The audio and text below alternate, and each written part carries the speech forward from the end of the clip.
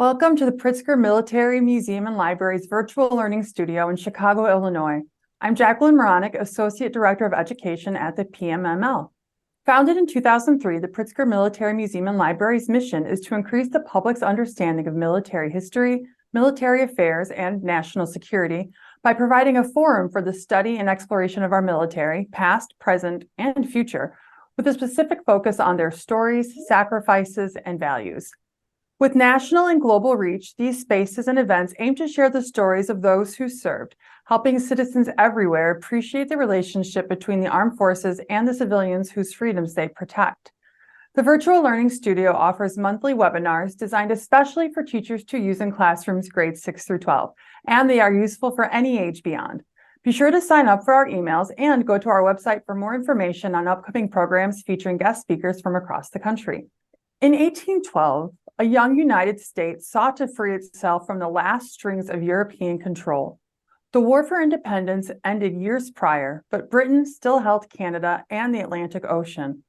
Added to naval blockades and regulations, Britain also impressed sailors on American ships into British naval service to support their efforts to defeat Napoleon during the Napoleonic Wars.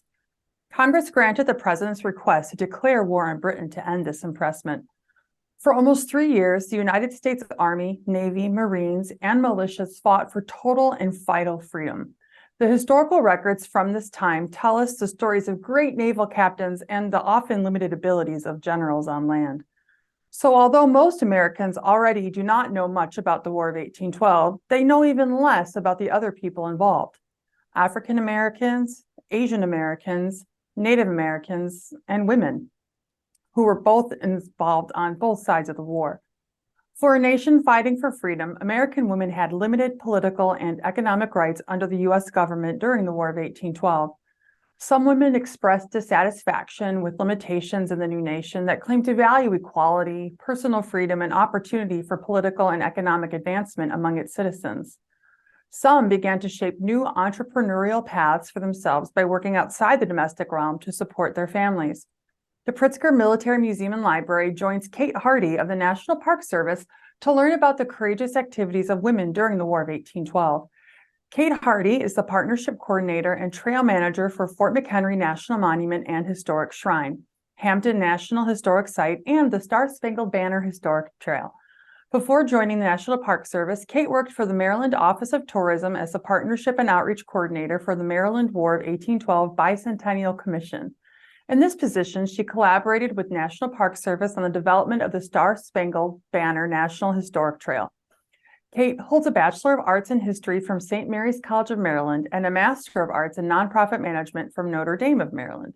On behalf of the Pritzker Military Museum and Library, it gives me great pleasure to welcome today's speaker, Kate Hardy. Welcome, Kate. Thank you, Jacqueline. Hi, everyone. As Jacqueline mentioned, I am Kate Marks Hardy, the Partnership Coordinator of Fort McHenry National Monument and Historic Shrine in Baltimore, Maryland, Hampton National Historic Site in Towson, Maryland, and the manager of something called the Star-Spangled Banner National Historic Trail. This is kind of why I'm here today. So I'm going to do a quick overview of what exactly that is.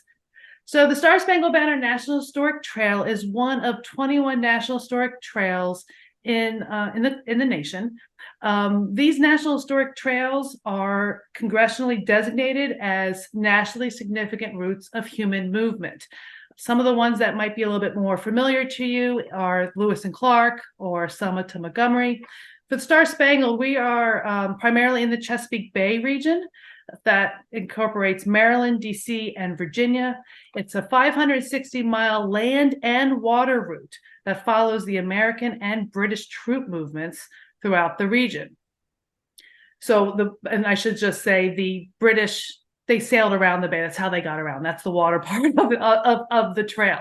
So what's great about this trail is that it connects all the different sites, stories, people, including the events of the capture of Washington, all culminating in the events that led to the writing of the U.S. national anthem. So I've been doing this for about 12 years on and off, doing this history, and it is a military focus, and we do talk about troops. But what I've learned in my time is that there are a lot of other stories, and they are great stories that help to really enrich this history. And so that's why we're going to be talking about women in this particular webinar. So, but before I get started, I'm going to go ahead and give a very quick background on the War of 1812. I don't want to make any assumptions that anyone here is an expert in the War of 1812. It is going to be just a quick overview, and then we'll get started. So, the War of 1812. We're looking at a time frame about 30 years after the American Revolution. At the time, Great Britain is embroiled in a war with Napoleon. It's been going on for over a decade.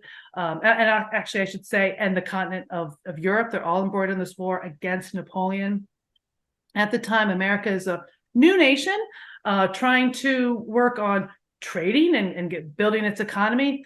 And the British are stopping American merchant ships, and they are impressing sailors from those ships into service for the Royal Navy.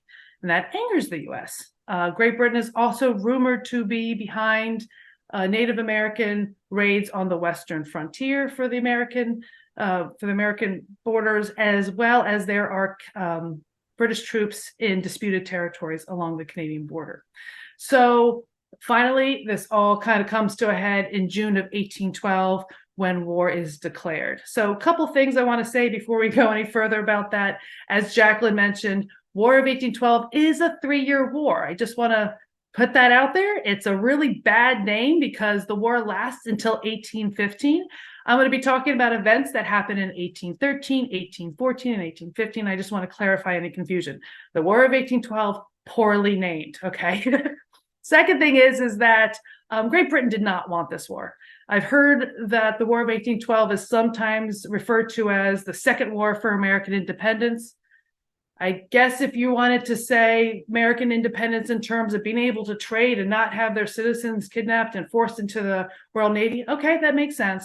But I want to clarify, Great Britain was not the aggressor. They were not trying to make the U.S. another colony. They were at war. They were busy with Napoleon. They didn't really want to do this. And then the last thing is that the American people were pretty divided over this. This is one of the first declarations of war that the country makes. And it is also still to this day one of the closest votes in history to go to war. So it just happened to be that the majority wanted to go to war, and that's what happened. So it wasn't like everyone was all behind it. We had pockets of the country that were for it and others that were against it. So we're going to look at the map of the country at the time. There were 4 primary theaters of action that happened. The 2 I have highlighted here, the Canadian border and the Atlantic Ocean. So war is declared June 18th, 1812. We are declaring it on Great Britain. We need to go to where Great Britain is. Where are they? They're in Canada. So some of the earliest actions are of American troops invading Canada. The other place to find the British is on the Atlantic Ocean. So in 1812, a lot of the primary action of the war is going to be taking place on these 2 fronts. Now, by 1813, the British are realizing what's going on, and they kind of want to draw attention down from the Canadian border. So they're going to come into the Chesapeake Bay region. And one thing is they're going to try to draw troops down from the Canadian border. We don't have a big army as it is, but what we do, they'd like to try to draw it down and try to take the pressure off Canada. That's also where the nation's capital is. So if they can put pressure on the capital, hopefully they can get this war to end. So, but keep in mind, there are still battles happening along the Canadian border. There are still battles at sea happening, and now there's the Chesapeake Bay region. Again, in 1814, these are still the 3 primary theaters of war. By the end of the year of 1814 is when delegates from both sides realize that they're getting wary of this and they're ready for it to end. So they're in Ghent, Belgium, and on Christmas Eve, December 24th, 1814, the sides agree for a treaty to end the war. So this is the early 1800s. It takes a while for things to travel. So as that's traveling across the Atlantic to come for ratification here in the U.S., we have the 4th theater that takes place in Louisiana with the Battle of New Orleans. So the war is going to end officially on February 17th, 1815. Interesting, the Treaty of Ghent is status quo antebellum, which basically means let's go back to the way things were before the war happened, which means no one gained any land on either side, no one lost any land on either side. So who won the War of 1812? That could be a completely different session for another time. There's a lot of different opinion on that. The British Canadians could say, hey, we were able to protect ourselves against the American invaders. We won. Okay, that's one point of view. We could go on and on about this. I will say that the consensus among historians is not necessarily who won the battle, but who suffered the greatest loss, and that is of the American Indians in the U.S. One of the outcomes of the war is that there's going to be a rise in nationalism. People are going to stop thinking of themselves as New Yorkers or South Carolinians. They're going to start thinking of themselves as Americans. And as that happens, they're going to look west to the detriment of the American Indians in those spaces. So that's just the context for what we're going to be talking about for women in the War of 1812. So obviously, when we're going to talk about wars and any type of military histories, usually the people who are making the decisions to go to war, usually people who are carrying out those decisions and fighting, are going to be male-dominated stories. We understand that. But there are other stories to be told. And so that's why we're going to use this time to hopefully raise some of these untold stories up to your understanding and just trying to really flesh out this history. So I just want to also say that I did my best to try to pick a variety of women from all the different theaters of war. There are stories I did not include, but we only have about 40 minutes. So I had to whittle it down as much as I could. But this is just hopefully just a taste of different perspectives. So looking at women and their roles at the time, predominantly there are domestic activities. Diane Graves, who's the author of In the Midst of Alarms, The Untold Story of Women in the War of 1812, which is a great resource. She outlines qualities of women during this time. She identifies practical ability, stamina, self-reliance, determination, loyalty, high sense of duty, common sense, stoicism, and courage and daring. And today we're going to learn about women who demonstrate many of those qualities during the war, because these women are going to have found their normal lives in upheaval with the onset of war, and they're going to draw on these qualities to make their way through this time of uncertainty. So I had to figure out how is the best way to do this. Is it chronologically?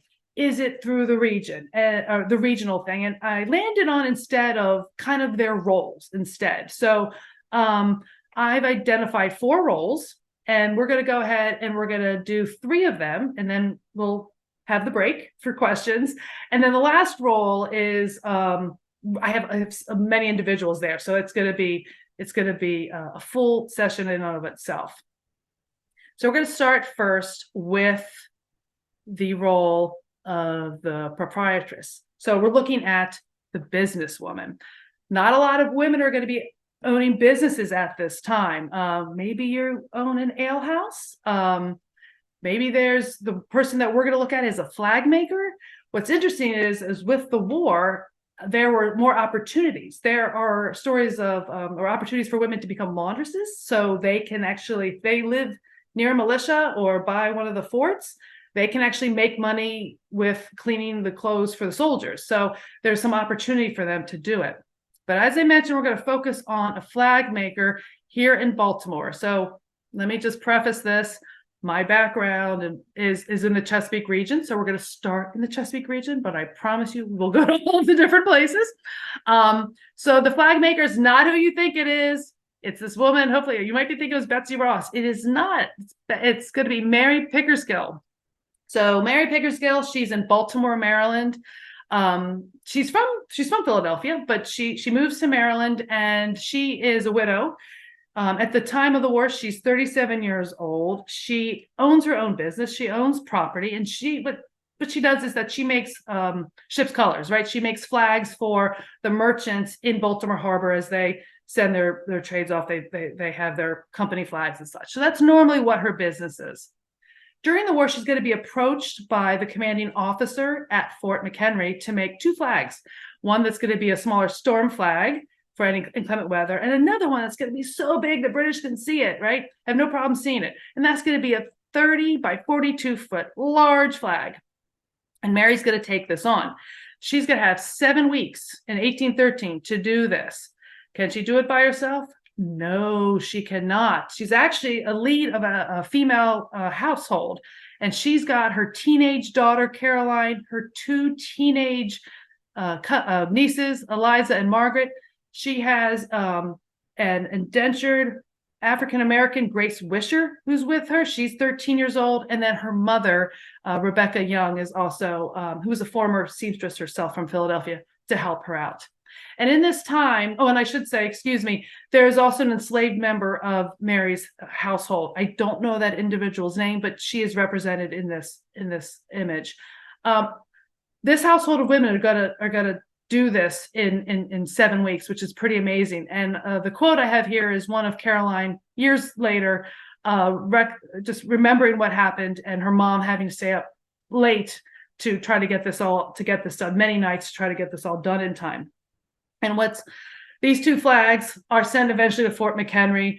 And a year later, they're going to be flying during the bombardment. First, the storm flag while it was raining, and then after that, the big flag comes up to after the 25-hour bombardment, to let the British know that that the American fort still holds. And the sight of that is going to inspire the U.S. national anthem. So the work that these women did is not only one of the lasting legacies with the national anthem coming out of the war, but also one of the national treasures for the United States with the flag that's at the Smithsonian Museum of American History. So next we're going to go to protector. So I could have gone easy with this one and could have done Dolly Madison. A lot of people know that story of Dolly Madison, right? She directs the portrait of George Washington to be removed from its frame to be saved before the British come into Washington. And she directs the removal of other precious items from the White House. I went with someone a little less known for this. Again, we're still in the Chesapeake region. I know, bear with me. This is what I know best, but this is a good story, I promise. We're going to talk about the role of a woman by the name of Kitty Knight. So in May of 1813, she is living in the town of Georgetown, Maryland. And her town and the town across the river from where she is are being raided by the British. You can see in the depiction the house is on fire. And she's a renter in one of these houses, and she takes the stand to actually go up to the commanding British officer and plead with him to leave the property alone.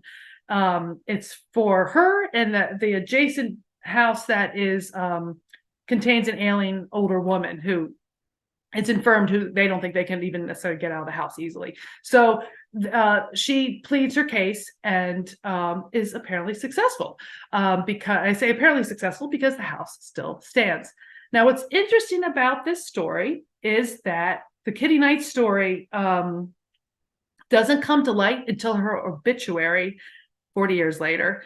So it's one of those things where there wasn't a modern day account of this, but it's one of those things where you're looking at a variety of different aspects to determine, is there validity to this story?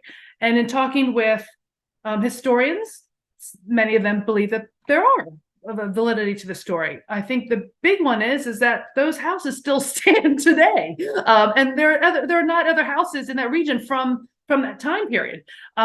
So it's just one of the legacies that she was able to stand up and preserve the house that she lived in.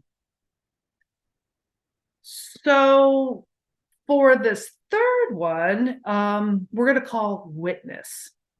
So for the witness, this is an interesting concept, right? So this is for the women who couldn't or wouldn't leave their homes. They have letters or diaries documenting their experience of war. So for this particular example, we're going to go ahead and look to New Orleans. And this is Louise Livingston. And so she is an affluent individual. She's a society hostess. Her husband is the aide to General Jackson during the Battle of New Orleans.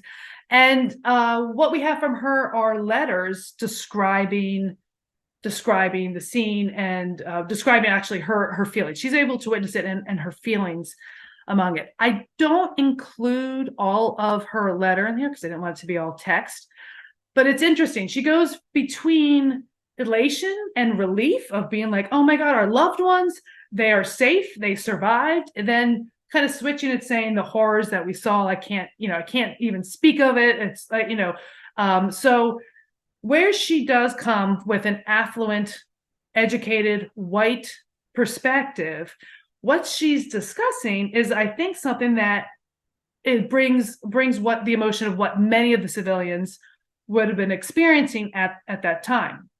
And so it's interesting to think about that at times of war.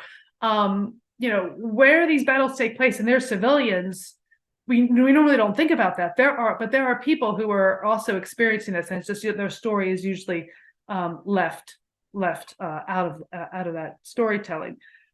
What's interesting also, and another way to think about this is what we have from Louise is sort of like the modern equivalent of social media today, right? So there are tragedies that have been happening around the world, and some of the insights that we've been able to learn are from people who are there either witnessing it and they're sharing their emotions on social media. So this, in a way, is kind of the precursor to that, 200 years previous.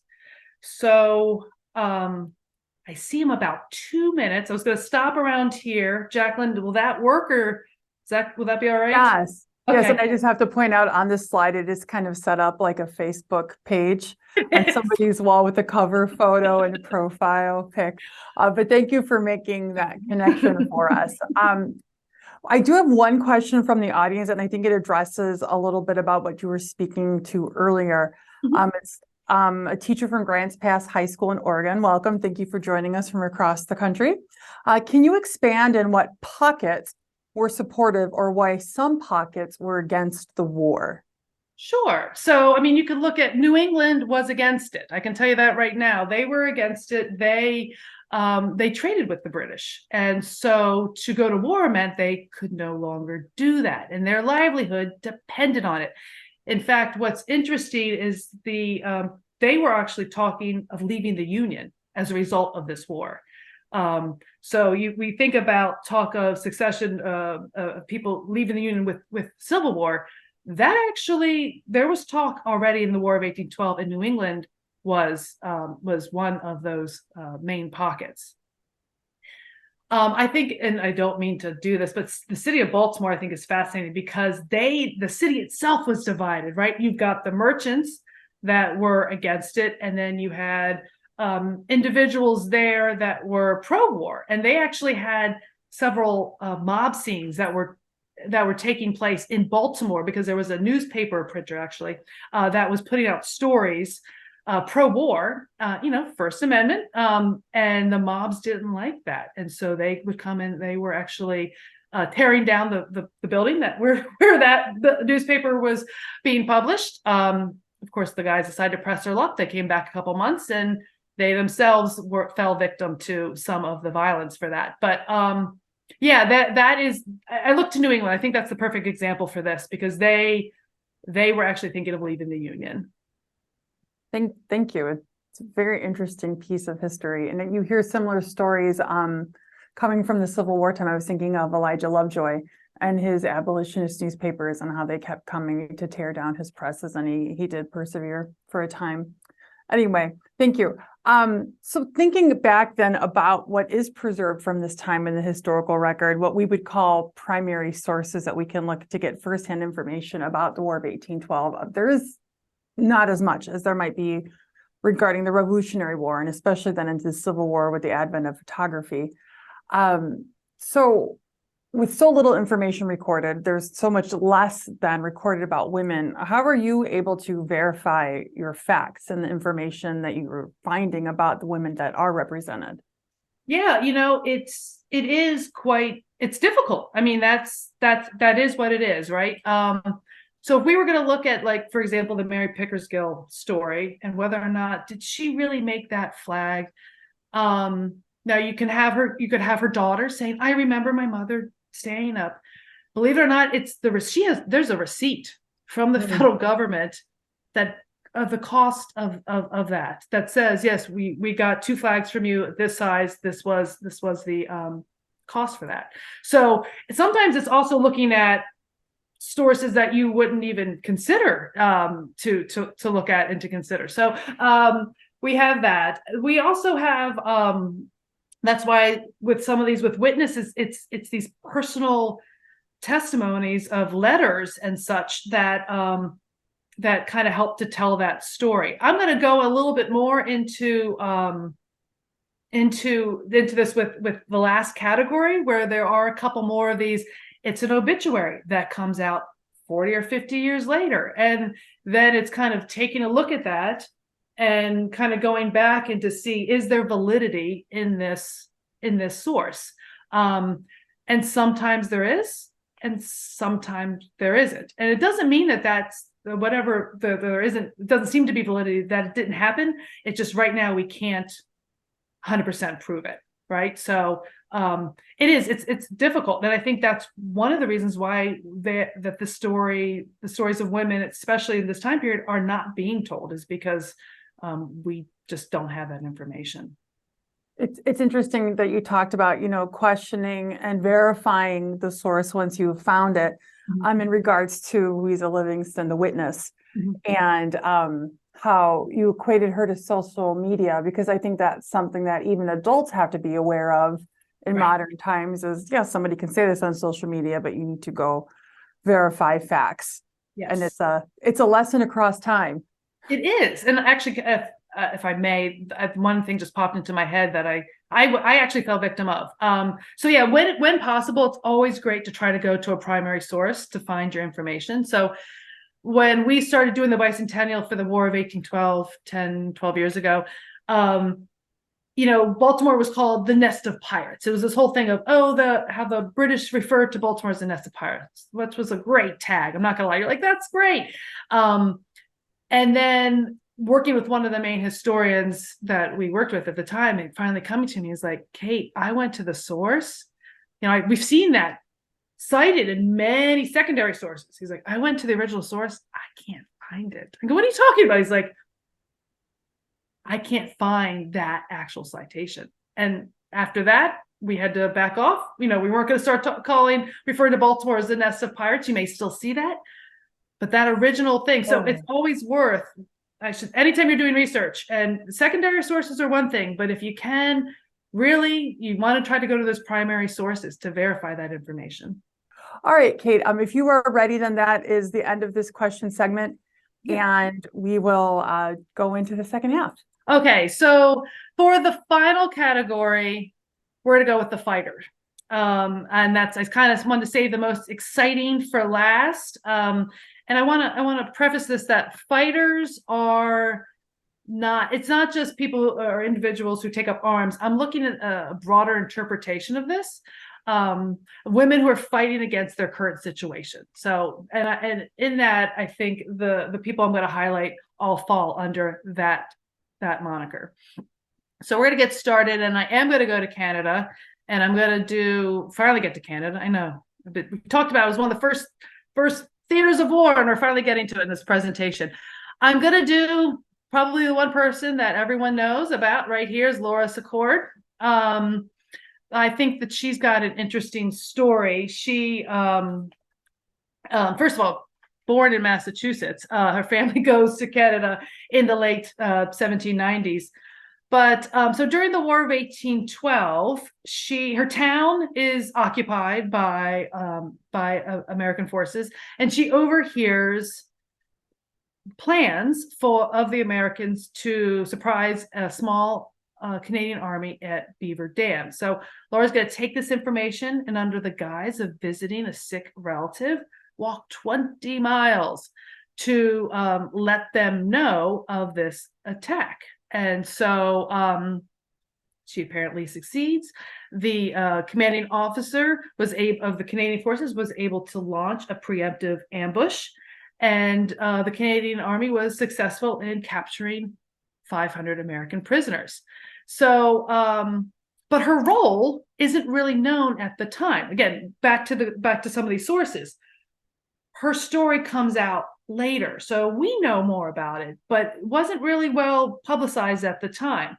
It looks like her and her husband tried to petition for formal recognition of Laura's contribution several years after the war, many years after the war.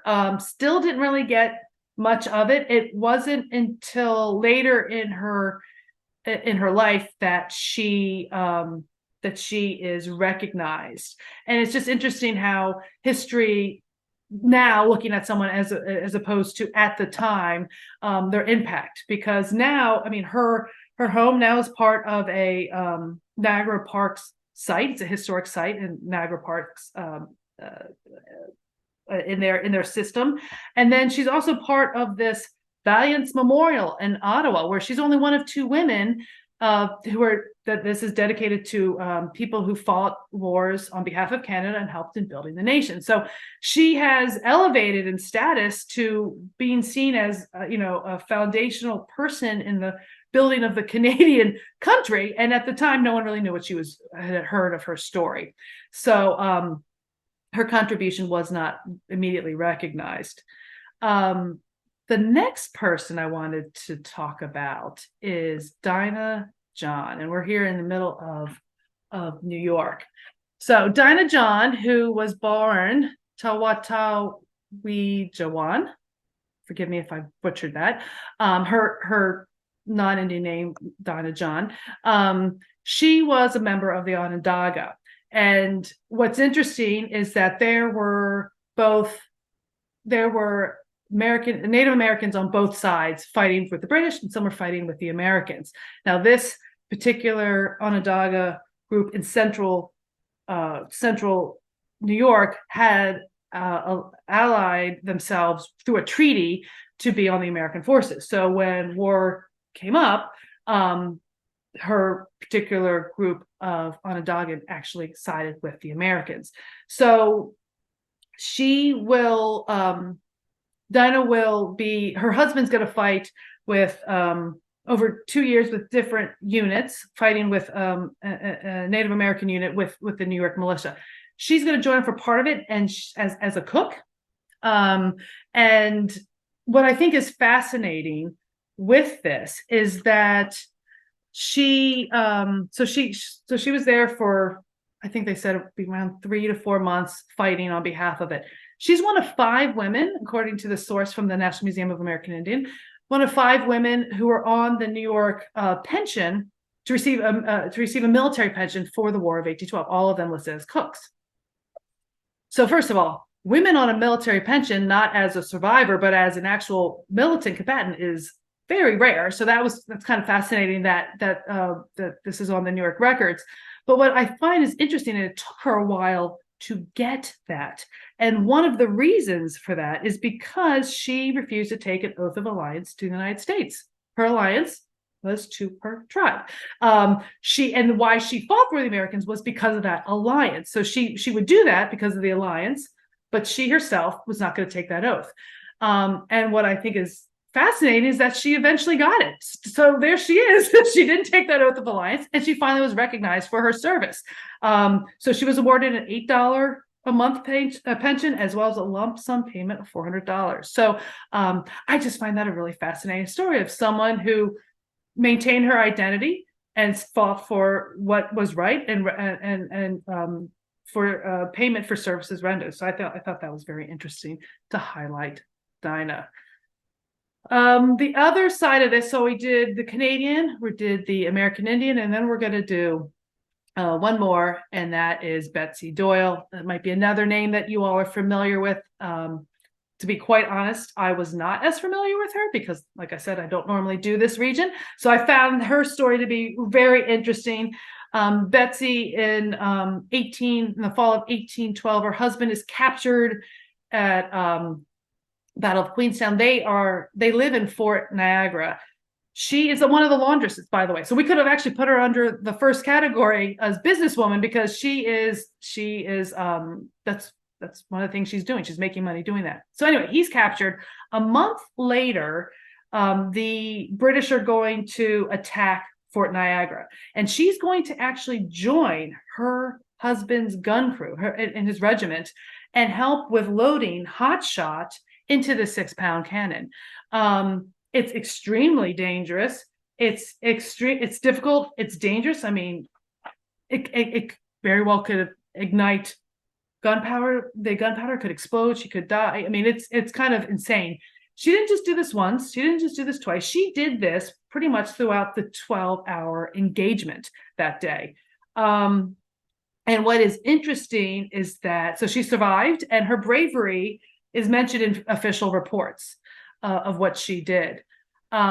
So amazing that she took her husband's place while he was captured. This engraving is done to honor her, and they don't even put her name in the title of it. It's just a soldier's wife at Fort Niagara. Could it be someone else? I don't know of any other woman who did this, so that's why we believe, yes, it's got to be Betsy Doyle. But it's amazing she got recognized to some extent, but her name didn't actually make it to the final translation with that.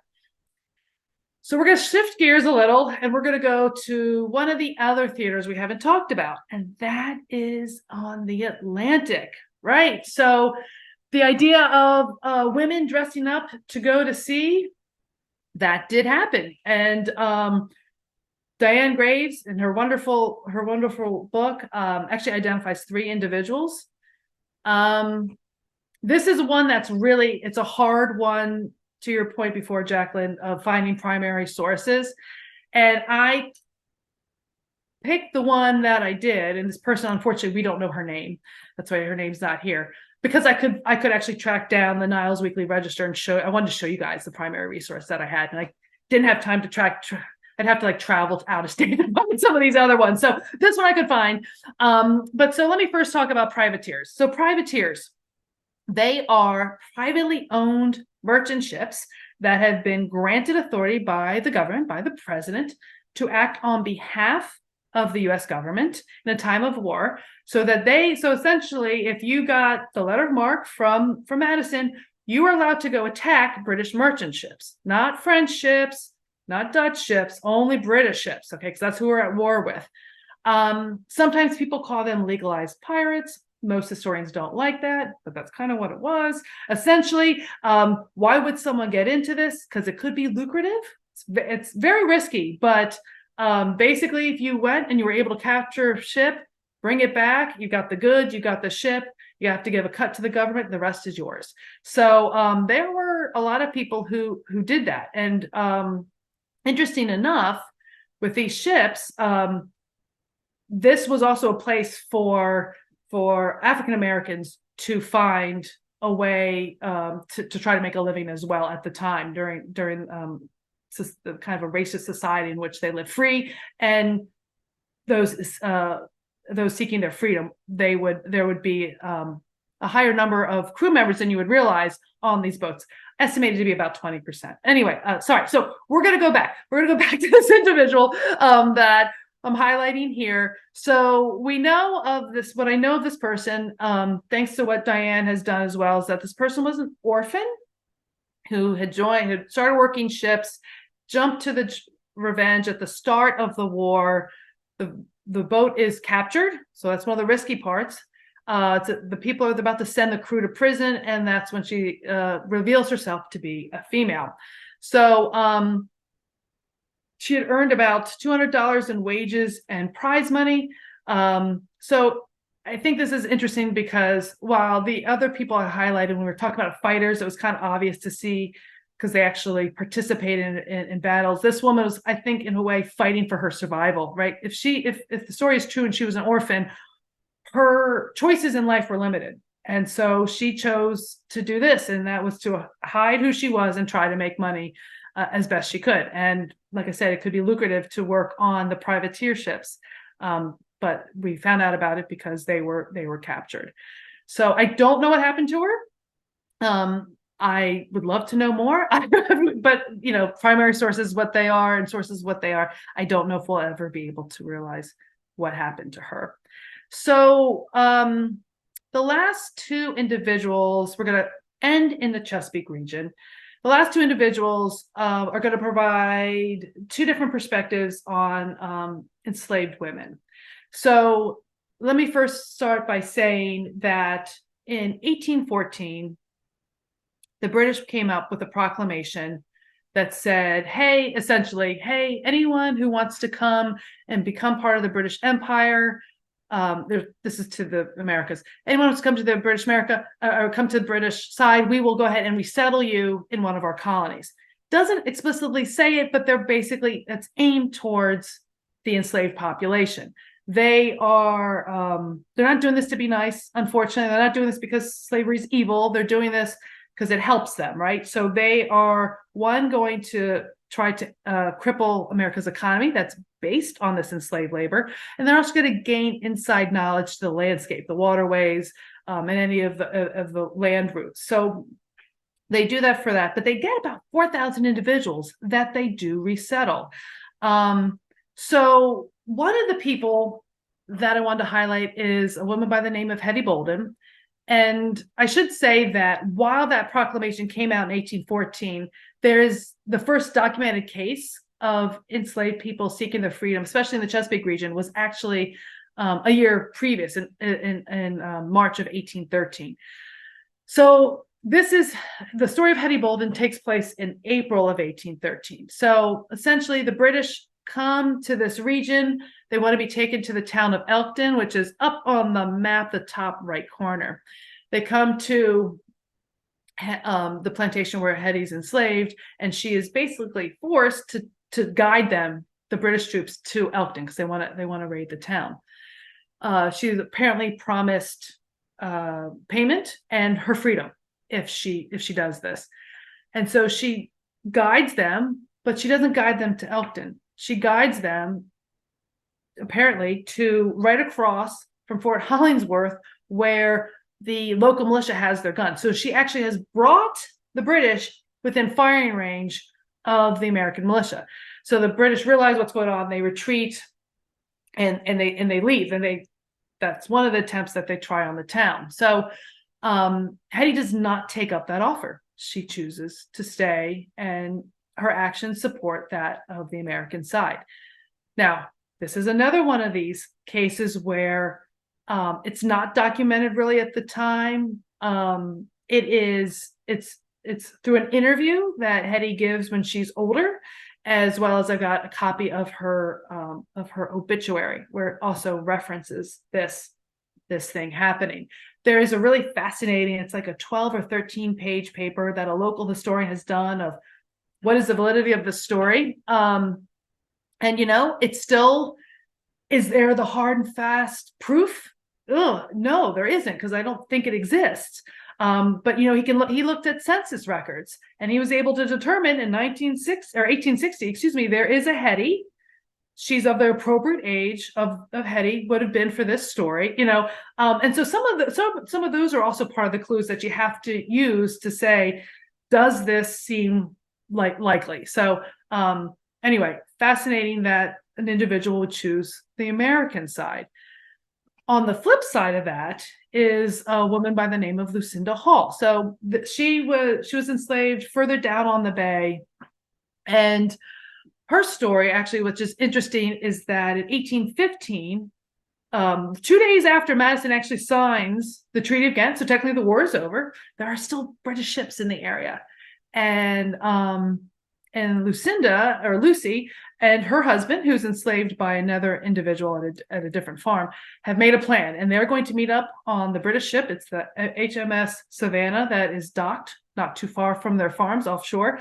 And she takes her daughter and she seeks her freedom with the British, because luckily meets up with her husband. Because to me, I hear the story, I'm like, there's so many things that could go wrong. But she's able to, they do meet up and they are resettled in Nova Scotia.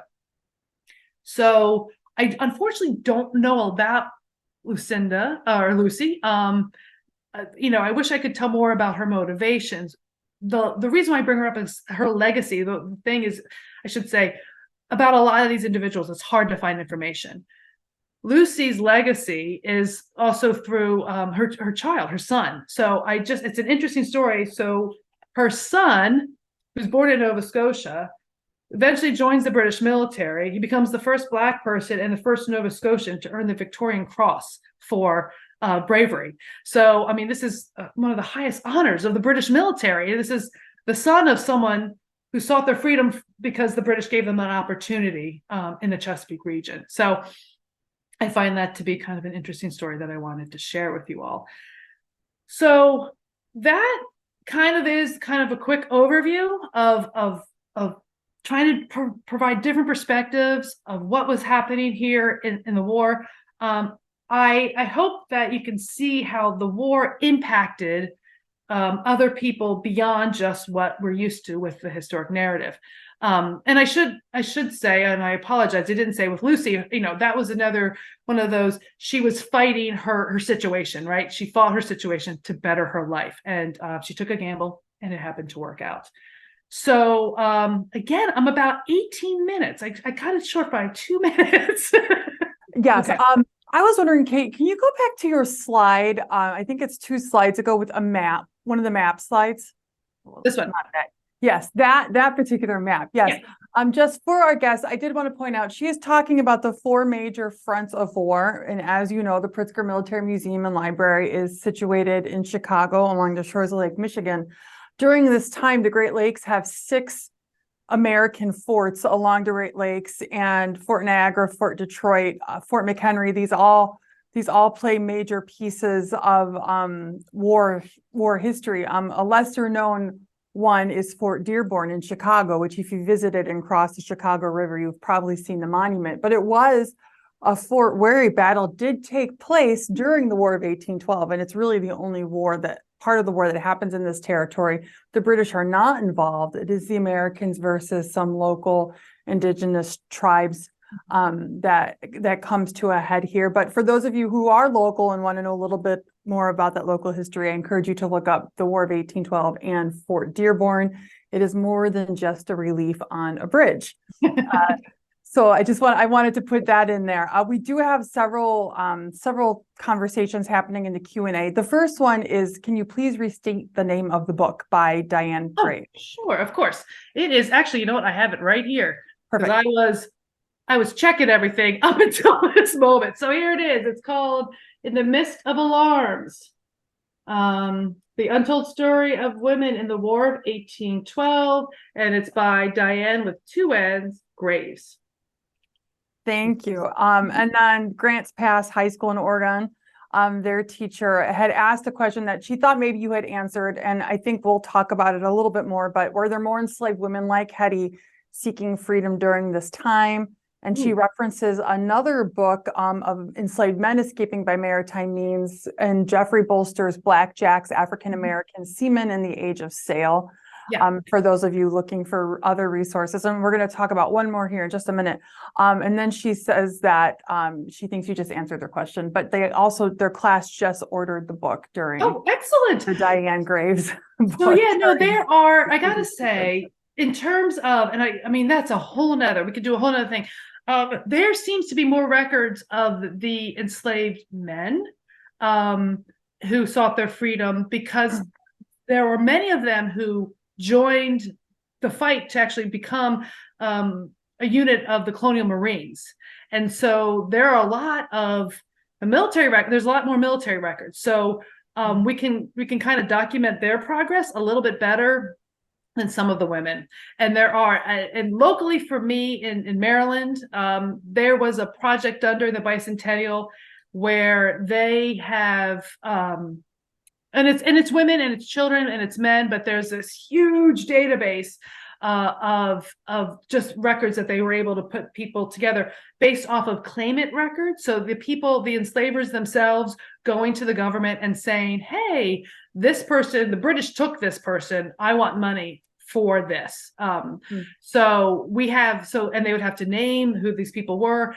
The British also had some records, which was good of not always, they weren't always perfect, but they had records of individuals and where they went. Sometimes though we will see that we're like, I don't know what happened to this person. Now, very well, they could have passed on, they could have died, or they could have just said, I want a whole new name because I don't want to be found, right? So there's a couple of different things that could have happened, but yes, there are a lot of sources for this. But unfortunately, and I should say unfortunately, just in terms of this talk, they skew more of the masculine side of things, which it's not bad. That's great. But for this talk, I was focusing on the females, and those records are a lot leaner than the male records. Thank you. And thank you for your research through the records that you have access to and could find to fill out these stories and help us get greater context for the war and the impact on more than one group of people who were involved. And that brings us to another question, and that is regarding the enslaved people turned freedom seeker or not. Why in your research, what reasons did you come across or have you seen or think of about why somebody would choose to stay and fight for an America that's enslaving them, right, versus taking up the offer from Britain to turn to them and then receive freedom, resettlement? Right. That's a great question. So from what I could tell, you never know what someone's personal situation is in that case. There could be family they don't want to leave behind, in terms of Hetty, right? There could be individuals that they didn't want to leave behind and they didn't think that they could escape with. There's also the fear of the unknown, like what's to trust these individuals that they're going to do what they say they're going to do. And so in some cases that there may be just a distrust in the offer. And in some cases now with Lucinda and some other individuals that were able to be resettled, to be honest with you, Nova Scotia, they weren't given the best land in Nova Scotia. It was hard life that they ended up with. Now, they were free and they, that's amazing. I'm glad, but I don't want to sugarcoat it and make it seem like, oh, it was all happiness and sunshines. It was a tough life. And so, I think there was some apprehension with that. One thing I also thought about, and I was asked, and kind of along these lines, if you don't mind, I'm going to go on a tangent real quick, unless there's a whole thing of questions, was, I've been asked the question, I think it's a brilliant one, of people saying, well, they put out that when they did that proclamation, how do they know that the enslaved were going to hear it? How are they going especially if the enslavers were purposely not educating these individuals to read, how are they supposed to hear about this proclamation, right? It kind of goes along with this. Well, one is, and I think Lucinda is a perfect example, is if word gets out, like Lucinda was enslaved in one property and her husband was at another. So there's going to be communication, right? So that's going to be able to go. So I honestly think that with that proclamation, for example, and because things were happening in 1813, that the enslaved were already coming to the British side. No proclamation really needed to be done because it was already starting to happen. I honestly do think that was for the enslavers, and I think it was almost like a psychological thing of, yeah, we're gonna take them, that sort of thing. If they come, we're gonna take them. And just to kind of honestly to freak them out, and also to try to put pressure to end the war, right? So, because when I thought about that, I was like, that is a good question. why is it? And that's anyway, I kind of related to that, if anyone is thinking that question, I just wanted to address it because I seem to always get that one question. Thank you. Well, no, that's, and I'm glad you've had it before to then be able to think through it some. Well, on behalf of the Pritzker Military Museum and Library, I'd like to thank Kate Hardy from the National Park Service. And Kate and I would both like to thank our participants for attending today's webinar. We hope that you enjoyed today's program and that you subscribe to our YouTube channel and provide feedback for us when we send out a survey. If you'd like to learn more about the War of 1812, please join us at the Pritzker Military Museum and Library for our current exhibition, The War of 1812, Countering Peril on the High Seas and at Home. We also have a digital exhibit with some links to the National Park Service website at www.pritzkermilitary.org. Thank you for joining us today. This concludes our webinar.